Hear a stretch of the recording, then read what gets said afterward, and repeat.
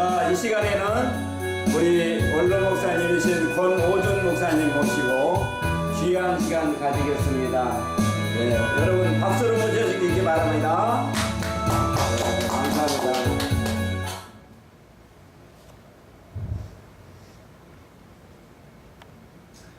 할렐루야. 아멘. ITS TV 복음 방송에 오신 모든 분들을 주님의 이름으로 환영하고 축복합니다. 아멘. 저는 여주의 내륙합류교회 권오준 원로 목사입니다. 하나님 말씀 로마서 1장 17절 말씀 읽겠습니다. 복음에는 하나님의 의가 나타나서 믿음으로 믿음에 이르게 하나니 기록된 바 오직 의인은 믿음으로 말미암아 살리라 함과 같으니라. 아멘. 오늘 읽은 로마서 1장 17절 말씀에 믿음에 대한 말씀을 강조하고 있습니다. 그래서 오늘 이 한 시간에 은혜 받을 말씀은 구원의 충분한 조건이란 제목으로 은혜를 나누려고 합니다. 구원의 조건에서 가장 중요한 것이 첫째로 믿음인 것입니다. 이 믿음이 그렇게 중요한 것이지요. 믿지 않으면 구원할 수가 없습니다. 로마서 10장 10절에 사람이 마음으로 믿어 의에 이르고 입으로 시인하여 구원에 이르느니라고 했습니다. 그래서 무엇을 어떻게 믿어야 되느냐 하면은 물론 66권을 믿어야 되는데 너무 많지요. 너무 복잡하지요. 다 알 수도 없지요. 그래서 간략하게 줄여서 정리하면은 제가 정리한 말씀이 오중복음을 믿어야 하겠다. 오중복음이 뭐냐면 첫째가 탄생복음입니다. 처녀의 몸에서 성령으로 잉태하신 예수님을 믿어야 하는 것입니다. 처녀의 몸에서 예수님이 성령으로 잉태하였어요. 사도신경에 보면 동정녀 마리아라고 했는데 이 동정녀란 말은 일평생을 수절한 사람을 동정녀라 그럽니다. 그렇기 때문에 사도신경의 동정녀는 가톨릭의 용어입니다. 가톨릭에서 그렇게 주장하죠. 그러나 우리 개신교에서는 처녀의 몸에서 예수님께서 성령으로 잉태하여서 탄생하였다. 그래서 이 탄생복음을 믿어야 됩니다. 이 탄생복음이 믿어지는 게 쉬운 일이 아닙니다.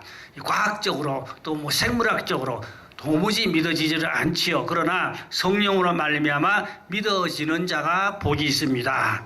두 번째는 십자가에서 완성하신 대속의 복음인 것입니다. 이 대속복음 가장 중요한 복음이지요. 십자가에서 우리 모든 인류의 죄를 대신해서 피 흘려주시고 우리 모든 죄를 다 이제 대속해 주신 이 대속의 복음이 가장 중요한 복음인 것입니다. 보혈의 복음이라고 말할 수도 되겠습니다.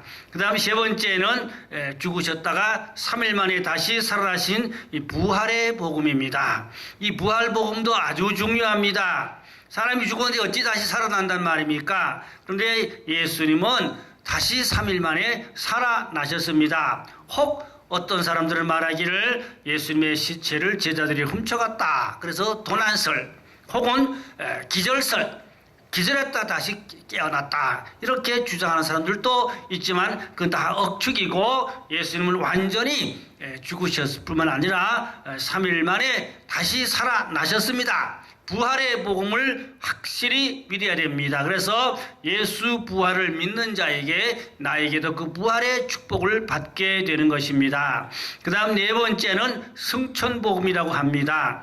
예수님이 부활하신 후에 40일 동안 여러 제자들에게 보여주시고 마지막 감람산에서 500여 명이 바라보는 가운데 하늘로 올라가셨습니다. 그래서 이 복음을 승천복음이라고 합니다. 초세에는 에녹이 죽지 않고 올라갔습니다.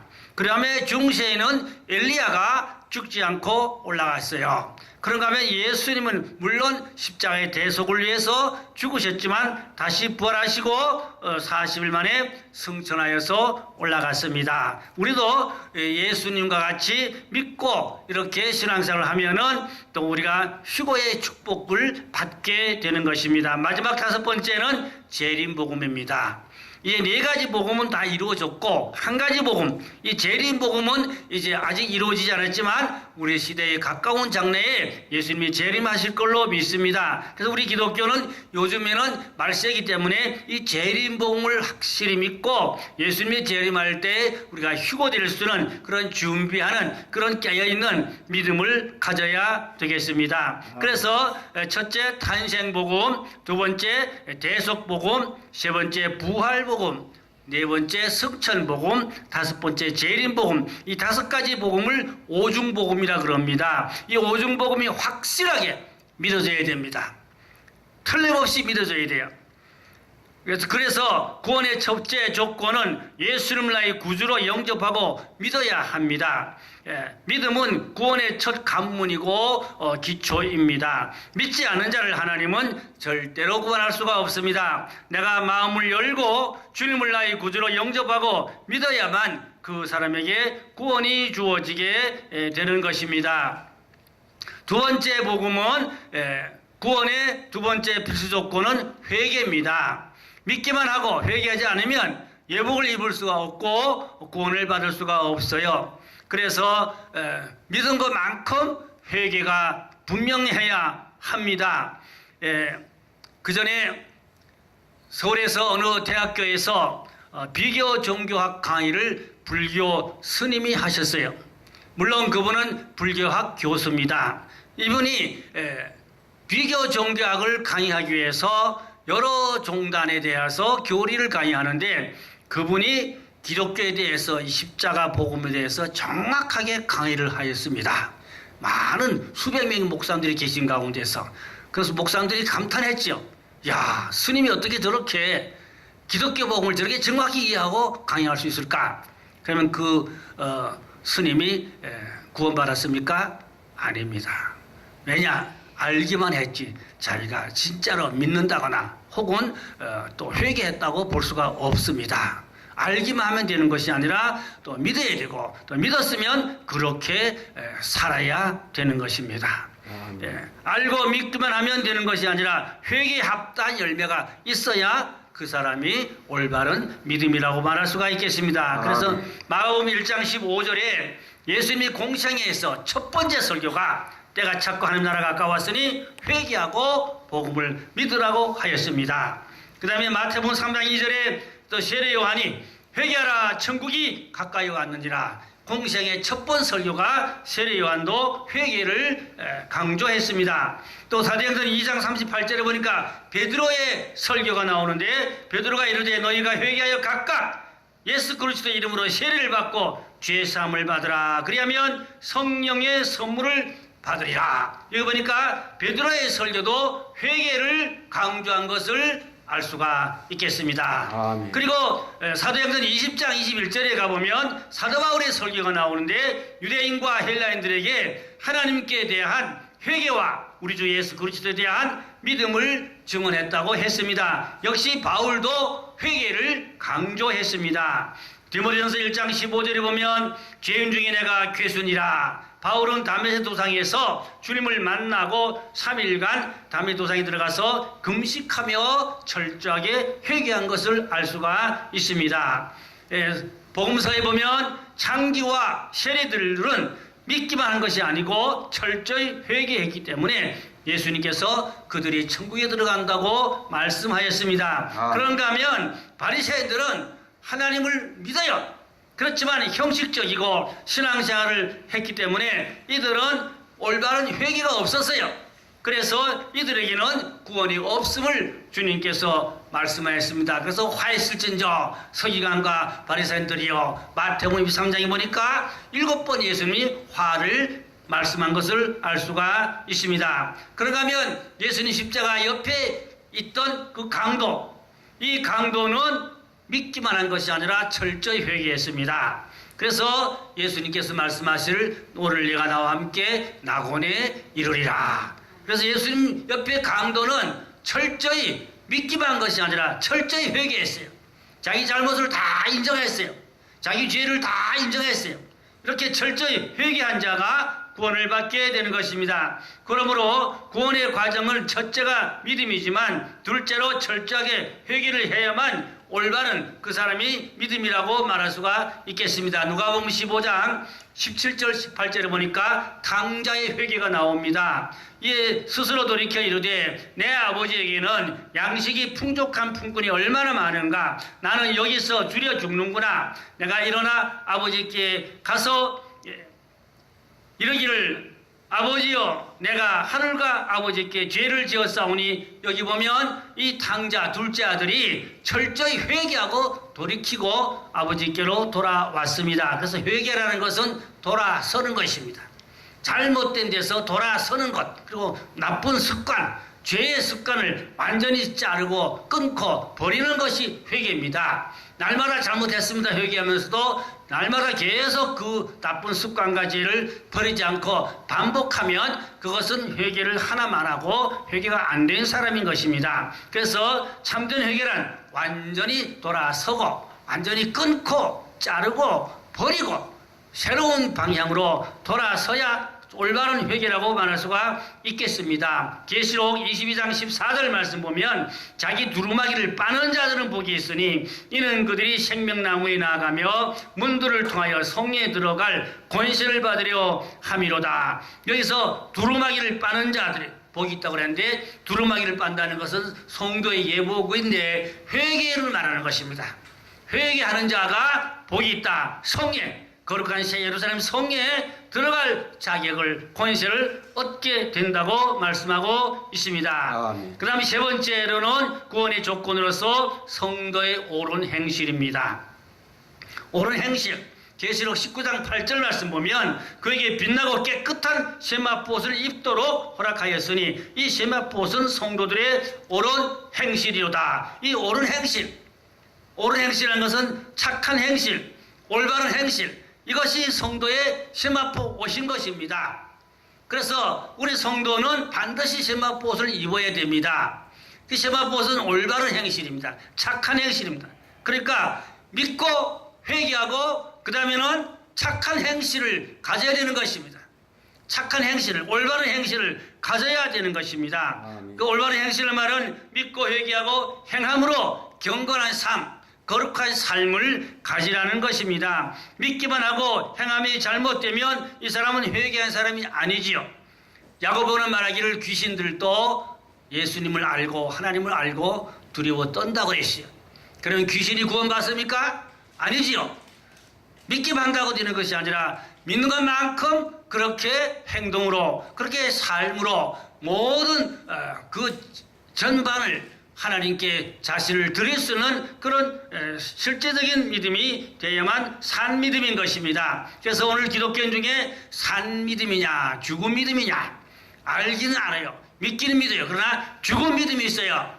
행함이 전혀 없는 믿음, 행함이 뒷받침하지 않는 믿음, 행함이 엉망진창인 믿음, 이건 죽은 믿음인 것입니다. 그래서 야고보 2장 22절 말씀에 믿음이 그의 행함과 함께 일하고 행함으로 믿음이 온전하게 되느니라고 했어요. 그래서 믿음이 행함과 함께 할 때에 행함으로 믿음이 온전해진다고 야고보는 분명하게 말씀했습니다. 그러므로 믿음은 구원의 기초요 또 관문인 것입니다. 회개는 필수적인 의무이며 또 책임인 것입니다. 주님이 구원의 상을 차려 놓으셨지만 내가 믿고 내가 회개하고 내가 행위를 잘 가지는 것은 내가 해야 할 몫인 것입니다. 그래서 이 구속사의 영성에서 보면 객관적인 구속사와 주관적인 구속사가 있는데 객관적인 구속사는 말은 2000년 전 예수님 십자가에서 다 이뤄 놓으신 이 대속의 복음이 객관적인 구속사인 것입니다.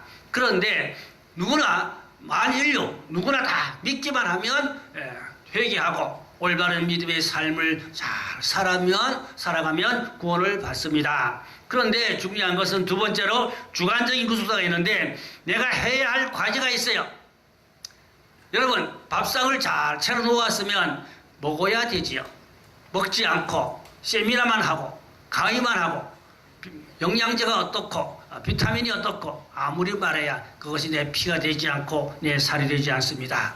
그래서 2000년 전에 예수님이 이뤄놓으신 이 객관적인 구속사의 복음이 내 안에 들어와서 생명이 되고 내 안에 가서 구원이 되고 내 안에 와서 이루어져야 하는 것입니다. 이것은 나의 믿음의 의지를 동반해서 하나님 앞에 순종하고 그 말씀을 받아들여서 그 말씀을 고백하고 지킬 수 있는 신앙이 되어야 한다는 말씀인 것입니다. 그래서 주관적인 구속사가 절대로 중요한 것입니다. 믿고 회개하는 사람은 행함으로 철저히 순종하는 삶을 살아야 하는 것입니다. 아브라함이 믿고 순종함으로 의로 여기심을 받았다고 야고보는 말하고 있습니다. 나 같은 죄인 구원해 주신 하나님의 은혜를 늘 감사하면서 사는 그런 믿음이 되어야 하겠습니다. 그래서 말씀을 다시 정리하면은 첫째로 구원의 관문은 믿음인 것입니다. 오중복음을 믿어야 된다고 말씀을 드렸습니다. 두 번째는 철저한 회개입니다. 잘못된 습관, 잘못된 모든 나쁜 버릇에서 완전히 자르고 끊고 돌아서는 것입니다. 다시는 그 죄에 반복하지 않아야 한다는 것입니다. 그리고 세 번째는 올바른 행실, 착한 삶, 경건한 삶, 거룩한 삶에 이르러야 하겠습니다. 그래서 구원받은 자는 야고보 빌립보 3장 12절에 보니까 내가 이미 얻었다함도 아니요 온전히 이뤘다함도 아니라 오직 내가 그리스도 예수께 잡힌 바 된 그것을 잡으려고 달려가노라고 했는데, 이 바울의 말씀을 보면은 구원은 완성형이 아니고 진행형인 것을 말씀하고 있습니다. 구원을 우리가 지금 약속받은 것입니다. 구원의 진행 중에 있습니다. 잡으려고 달려가느라 끝까지 선한 싸움 잘 싸우고 달려가서 승리하는 믿음을 가져야 되겠습니다. 베드로전서 2장 2절에 그래서 베드로는 말하기를 구원에 이르도록 자라가라고 했습니다. 그리고 에베소 4장 15절에는 범사의 그에까지 자랄지라 성장하가는 믿음을 가지라고 말씀하고 있습니다. 마태복음 5장 20절에는 내가 너희에게 이르노니 너희 의가 서기관과 바리새인보다 더 낫지 못하면 결단코 천국에 들어가지 못하리라고 했어요. 이 서기관 바리새인들의 행위보다 더 의로우라 말이에요. 더 깨끗하라, 더 정결하라. 그래야만 천국에 들어갈 수 있다고 주님께서 강조했습니다. 그리고 마태복음 7장 21절에 나더러 주여 주여 하는 자마다 다 천국에 들어갈 것이 아니요 다만 하늘에 계신 내 아버지의 뜻대로 행하는 자라야 들어가리라. 여기 보면 하나님 아버지 뜻대로 행하는 자가 구원을 받는다고 했어요. 그러므로 첫째는 믿어야 되고, 둘째는 회개해야 되고, 셋째는 하나님의 뜻대로 행하고 하나님 뜻대로 순종하고 지키고 살아야 하는 것입니다. 그래서 마지막으로 영성생활을 이제 주님과 동행하는 그런 신앙생활이 돼야 하는 것입니다. 그러기 위해서는 성령님과 친밀한 사귐으로 교제를 해야 합니다. 그리고 경건과 거룩으로 성화된 삶을 살아야 합니다. 그 다음에 세 번째는 묻는 훈련으로 성령의 음성에 늘 순종하는 신앙생활을 해야 합니다.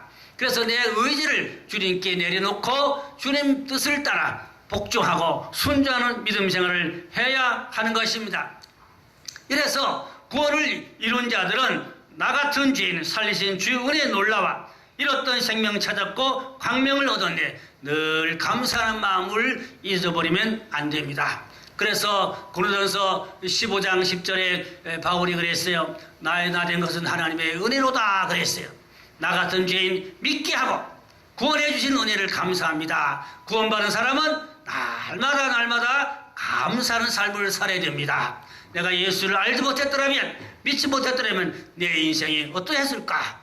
나 같은 죄인 예수를 알고 믿고 구원받았으니 내 삶이 변화되고 새로웠으니 이 얼마나 감격스러운 일입니까? 그래서 더 거룩의 삶으로, 경건의 삶으로, 의로운 삶으로 주님을 위해서 남은 생애를 헌신하며 내 인생을 몽땅 불태우고 주를 위해서, 복음을 위해서 수고하며 살아가야 하실 줄로 믿습니다. 기도하겠습니다. 할렐루야. 하나님 은혜 감사합니다.